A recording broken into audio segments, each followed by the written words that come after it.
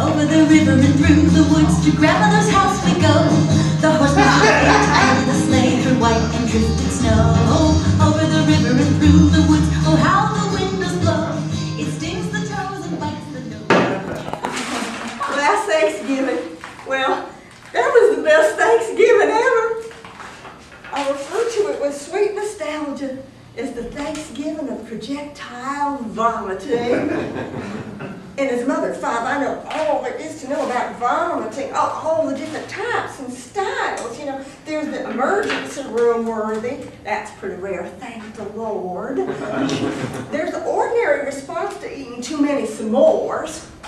Yeah, I call those little stomach destroyers don't eat no mores. And then the last type, well, that's the kind that's the opening round in a 5-day bout of the wretch and wine. Yes, that last type, that has so much weight loss attached to it that if it also didn't come with a lot of pre-digested food all over the couch, well, it would be recommended by Oprah. Yes, that was the type that gave me the best Thanksgiving ever. Now, it would not have been the best Thanksgiving ever if one of our little full house had come down with the wretch and wine. Our little full house. We got 3 boys, 2 girls. No, the luck, or as I prefer to think of it, the divine intervention part was in who was the victim. My husband, Chuck. Don't you judge me. Not until you walked a mile of my Nikes. Oh, I'll tell you, that's just about the only excuse that my mother-in-law would ever accept for missing a Delbo family Thanksgiving. Oh, Chuck is a good man, a fine man, but he has his faults, and one of them is he loves his mother.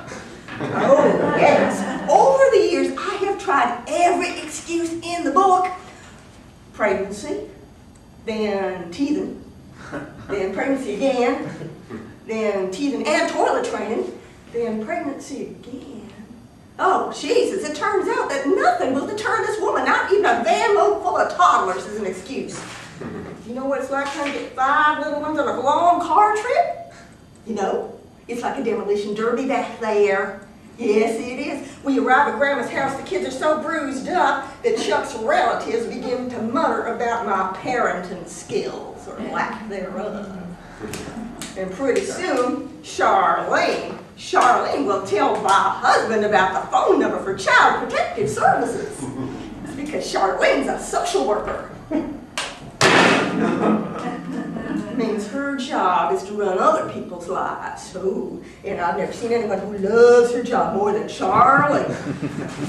Oh, every Thanksgiving, she regales everybody, both the adults and the children's table, with the most awful stories of abuse, relishing every dirty detail. Oh, child abuse, substance abuse.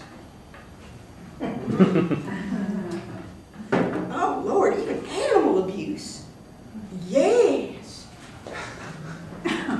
That's why one trip back from a Delbo family Thanksgiving, we spent the whole car trip trying to explain to our children what bestiality was. They just kept asking, and finally Chuck said, oh, it's the study of wild beasts, like on the Animal Planet channel.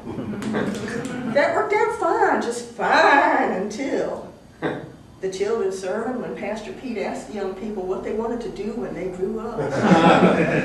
Oh, you'd think a grandmother would want to protect her grandkids from words like that. No, not my mother-in-law, not chartreuse.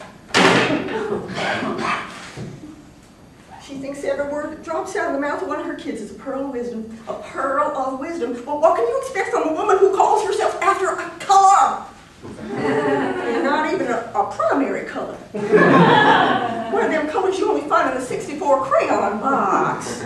Of course, her given name is Carlotta. But when she was 53, she got hit in the head by a 2x4 while baling hay. She come out the coma insisting everybody call her chartreuse. I suppose it could have been worse. She could have asked us all to call her burnt umber. Oh, my. Now, lest you think that I am exaggerating the crazy of my in-laws like they do sometimes on the Jerry Springer, And then the deviants come out, they aren't quite the deviants you were expecting, and the show gets surprisingly dull. Oh, no, no, no. Let me explain to you just a little bit of chartreuse crazy. What do ordinary people serve on Thanksgiving? Turkey! Yummy, yummy turkey. Yummy stuffed roasted turkey. But Chartreuse got it into her head as a small child that on Thanksgiving you're supposed to eat whatever farm animal has most recently died. So it's not like I have not said I would bring the turkey. I have volunteered to bring the turkey. I have volunteered on bended knee to bring the freaking turkey! But no, she just says, Doris Jean, the Delmo family may not have much, but we have our traditions. And I think the children look forward every year to finding out what fresh meat will be on the table. Yes, well, 3 years ago when Chuck's daddy died in early November, well, that's the year that I bribed all the children to say we were becoming vegetarians. Well, it turns out you cannot effectively bribe a toddler.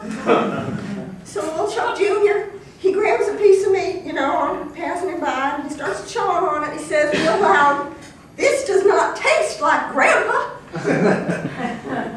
That was a long car ride home. A long car ride home. So now you understand and appreciate why it is I was so excited when Chuck started to lose it all over the front seat of the Explorer, halfway between Winston-Salem and Raleigh. I just turned that car right around. I headed for home. I got Chuck all set up in bed with one of their plastic buckets, you know, the kind the children use, you know, for making the sandcastles. I put my oldest in charge of the whole brood, and then I hightailed it down to the food mart because I knew that God would make sure there was a turkey left for me. And yes, lo and behold, I found my turkey and my stuffing and my frozen corn. It would have been a little nicer if Chuck had been the kind to vomit with dignity. But no, he's always been a big man in every respect. That's okay. I just turned me up the television and had me the best Thanksgiving ever. And praising the Lord and thanking the Lord and saying to the Lord, Lord, if I can have a Thanksgiving like this next year, I promise I will do more than I've ever done. I will visit all the shut-ins twice. I will teach Sunday school. And I will give up running the betting pool that guesses the due dates of the cheerleaders. But you know what they do say?